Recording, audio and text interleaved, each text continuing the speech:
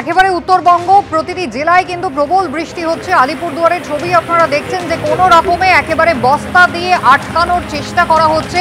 অতি সম্প্রতি দুর্যোগ এসেছিল, উত্তরবঙ্গের মানুষজন বন্যা বিপর্যস্ত হয়েছিলেন, ঘরবাড়ি নষ্ট হয়েছিল, দুধিয়া ব্রিজ একেবারে ভেঙে পড়েছিল। আপনারা জানেন এই সদ্যই কিন্তু অস্থায়ী ব্রিজের ব্যবস্থা হয়েছে, সেই ব্রিজেও কিন্তু যান চলাচল একেবারে বন্ধ রাখা হয়েছে। পরিস্থিতি একবার দেখুন, সদ্য বন্যা কবলিত এলাকা যা আবারও কিন্তু বন্যার মুখে পড়তে পারে এমনই আশঙ্কা তৈরি হয়েছে। রাজা চট্টোপাধ্যায় আমাদের সঙ্গে রয়েছেন। রাজা, প্রশাসনের তরফ থেকে কি তৎপরতা নেওয়া হচ্ছে? যে সমস্ত মানুষজন এই এলাকায় ছিলেন তাদের আমরা জানি আগেই অস্থায়ী ক্যাম্পে সরিয়ে নিয়ে যাওয়া হয়েছিল, এবার পুনর্বাসনের জন্য কি আগাম কোনো ব্যবস্থা হচ্ছে? হ্যাঁ দেখো, তোমাকে আমি গতকালও বলেছিলাম পরশু থেকে যখন লাগাতার বৃষ্টি শুরু হয় তখন কিন্তু প্রশাসনের তরফ থেকে দফায় দফায় বৈঠক করা হয়, বিভিন্ন গ্রাম পঞ্চায়েতদের নিয়ে, পঞ্চায়েতদের নিয়ে, প্রধানদের নিয়ে বৈঠক করা হয়। তারা কিন্তু অ্যালার্ট রয়েছে। প্রশাসন পরশু দিনই আমাদের জানিয়েছিল যে যদি বন্যা পরিস্থিতি তৈরি হয় এবং তার জন্য কিন্তু আগাম ব্যবস্থা তারা করে রেখেছে এবং বিভিন্ন জায়গায় মানুষকে সতর্কতা করা হয়েছে এবং বিভিন্ন যাতে ক্যাম্প খোলা যায় তার পরিস্থিতিও কিন্তু প্রশাসন কিন্তু তৈরি রয়েছে। যদি সেই রকম পরিস্থিতি হয়, যদি বৃষ্টিটা আরও বাড়ে, তাহলে কিন্তু তাদের নিরাপদ জায়গায় নিয়ে যাওয়ার একটা ব্যবস্থা কিন্তু প্রশাসন করবে। গত 3 দিন আগেও তারা প্রশাসন আমাদের কাছে বলেছে এবং গতকাল আমরা দেখেছি বিভিন্ন এলাকায় কিন্তু মাইকে একটা প্রচার চলছে যাতে নিরাপদ জায়গায় মানুষ চলে আসে যদি নদীর জল কোনোভাবে বাড়ে। তুমি জানো যে ভুটান পাহাড়ের জলটা বাড়লেই কিন্তু যে আমাদের এলাকায় তিস্তা নদী রয়েছে, তিস্তা, জলঢাকা, তোরসা, এগুলো নদী কিন্তু ফুলে পেঁপে ওঠে। সেই কারণে কিন্তু একাধিক এলাকা কিন্তু প্লাবিত হয়। সেই কারণে কিন্তু প্রশাসন কিন্তু আগাম সতর্কতা জারি করেছে এবং মানুষদের মধ্যে সচেতনতা তৈরি করেছে যাতে রাতে যদি কোনোভাবে জল বাড়ে তাহলে কিন্তু তারা যাতে নিরাপদ স্থান এবং ক্যাম্প যারা তৈরি করা হয়েছে প্রশাসনের তরফ থেকে সেখানে যারা আশ্রয় নেয়, এই প্রচার কিন্তু গত 3 দিন থেকে প্রশাসনের তরফ থেকে করা হচ্ছে। একেবারে ভুটান পাহাড় থেকে জল নেমে এসেই কিন্তু দুর্যোগ তৈরি হয়েছিল উত্তরবঙ্গে। মমতা বন্দ্যোপাধ্যায় দফায় দফায় সেখানে গিয়েছেন। ত্রাণ নিয়ে কি চরম রাজনীতি হয়েছে তাও আমরা দেখেছি, কিন্তু প্রশ্নের মুখে এই মুহূর্তে উত্তরবঙ্গের মানুষদের নিরাপত্তা, কারণ যেভাবে ধীরে ধীরে নদীর জলস্তর বাড়ছে এবং তার পাশাপাশি ইতিমধ্যেই কিন্তু নদী বাঁধ ভেঙে গিয়েছে। আলিপুরদুয়ারে অস্থায়ী নদী বাঁধ ভেঙেছে। আলিপুরদুয়ার 1 নম্বর ব্লকের শালকুমার 2 গ্রাম পঞ্চায়েত এলাকা, সেখানে কিন্তু নতুন করে প্লাবনের আশঙ্কা করা হচ্ছে। ভারী বৃষ্টির পূর্বাভাস রয়েছে আগামী কাল পর্যন্ত।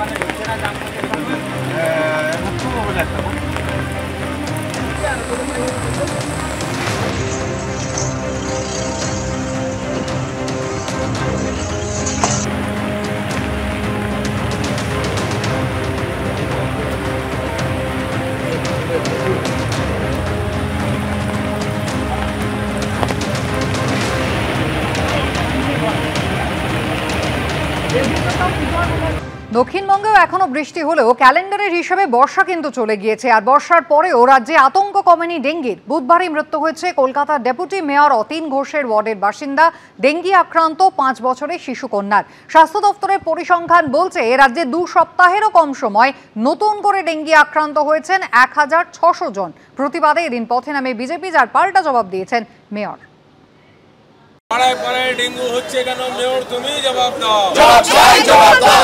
বিদায় নিয়েছে বর্ষা, কিন্তু এখনো দাপট দেখাচ্ছে ডেঙ্গি। ডেঙ্গি মোকাবিলায় কলকাতা পুরসভার ভূমিকা নিয়ে প্রশ্ন তুলে প্রতিবাদে সরব হলো বিজেপি। গত বুধবার অ্যাপোলো হাসপাতালে মৃত্যু হয় কলকাতা পুরসভার 11 নম্বর ওয়ার্ডের বরতলার বাসিন্দা ডেঙ্গি আক্রান্ত 5 বছরের শিশু কন্যার। সূত্রের খবর, বেশ কিছুদিন ধরেই জ্বরে আক্রান্ত ছিল শিশুটি। প্রথমে তাকে উত্তর কলকাতার ডিভাইন নার্সিং হোমে ভর্তি করা হয়। সেখানে ডেঙ্গি NS1 পজিটিভ ধরা পড়ে। কলকাতা পুরসভার 11 নম্বর ওয়ার্ডের কাউন্সিলর অতীন ঘোষ, পাশাপাশি তিনি কলকাতা পুরসভার ডেপুটি মেয়র ও স্বাস্থ্য বিভাগের মেয়র পরিষদ। তাঁর ওয়ার্ডেই ডেঙ্গি থাবা বসানোয় এদিন হাতিবাগানে 2 নম্বর বড় অফিসের সামনে মশারি খাটিয়ে বিক্ষোভ দেখায় বিজেপি। কিছুক্ষণের জন্য করা হয় পথ অবরোধ।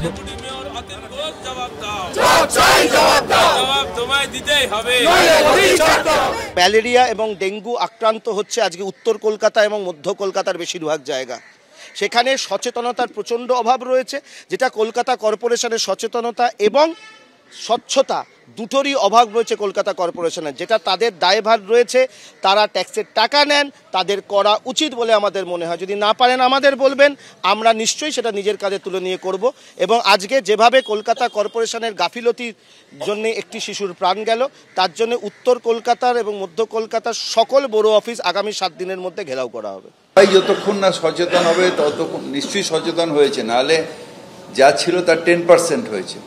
কিন্তু যেদিন আমরা সবাই 100% সচেতন হয়ে যাব সেদিন ডেঙ্গু হবে না। সপ্তাহে একদিন ছাদে উঠুন, ছাদে উঠে বাড়ির চারিপাশটা দেখুন, বিশেষ করে চিল ছাদটা নিজের দেখুন যে কোনো কাক এসে ভাঁড় ফেলে দিয়ে যায়নি তো। বাড়ির পেছনে পাশে যে জায়গাটা তার ভেতরে কোনো প্লাস্টিকের বালতি, ভাঙা পাত্র সেগুলো পড়ে নেই তো। সবাই মিলে যদি আমরা উদ্যোগ নিই ডেঙ্গু কিন্তু 100% ঠেকানো সম্ভব। শুক্রবারই সামনে এসেছে আরও এক ডেঙ্গি আক্রান্তের মৃত্যুর খবর। মৃতের নাম প্রদীপ মণ্ডল, বয়স 49। নিউ টাউনের আকন্দ কিশোরীর বাসিন্দা ওই ব্যক্তি মারা গিয়েছেন বেলেঘাটা আইডিতে। স্বাস্থ্য দপ্তরের পরিসংখ্যান অনুযায়ী রাজ্যে 2 সপ্তাহেরও কম সময়ে নতুন করে ডেঙ্গি আক্রান্ত হয়েছেন 1600 জন। 3রা অক্টোবর পর্যন্ত আক্রান্তের সংখ্যা ছিল 9400। 16ই অক্টোবর পর্যন্ত পরিসংখ্যান অনুযায়ী তা বেড়ে হয়েছে 11000। স্বাস্থ্য দপ্তরের পরিসংখ্যানে দেখা গেছে রাজ্যের 6টি জেলায় বাড়ছে ডেঙ্গি আক্রান্তের সংখ্যা। ভোটার তালিকায় বিশেষ সংশোধন ঘিরে যখন তোলপাড়, এই আবহেই ভবানীপুর থেকে 3 আফগান নাগরিককে গ্রেফতার করল ভবানীপুর থানার পুলিশ। ধৃতদের বিরুদ্ধে পাসপোর্টের মেয়াদ উত্তীর্ণ হওয়ার পর ভুয়ো পরিচয় দিয়ে ভোটার কার্ড, আধার কার্ড এবং প্যান কার্ড তৈরি করে ভবানীপুরে বসবাস করার অভিযোগ। সিকিউরিটি কন্ট্রোল থেকে অভিযোগ পেয়ে বৃহস্পতিবার 3 জনকে গ্রেফতার করে ভবানীপুর থানার পুলিশ। ভোটার তালিকায় ভূত ধরতে শুরু হয়েছে বিশেষ সংশোধন, বড় হয়ে উঠছে অনুপ্রবেশকারী ইস্যু। এই আবহেই ভবানীপুর থেকে আফগানিস্তানের 3 নাগরিককে গ্রেফতার করল কলকাতা পুলিশ। পুলিশ সূত্রে খবর, ধৃতদের নাম আব্দুল্লাহ খান, সাহেব খান ও জলত খান। 3 জনই ভুয়ো ভোটার কার্ড, পাসপোর্ট ও আধার কার্ড বানিয়ে কয়েক বছর ধরে বসবাস করছিল বলে অভিযোগ। 3 জন আফগান নাগরিককে গ্রেফতার করলো ভবানীপুর থানার পুলিশ। এই মুহূর্তে আমরা রয়েছি ভবানীপুরের দেবেন্দ্র ঘোষ রোডে।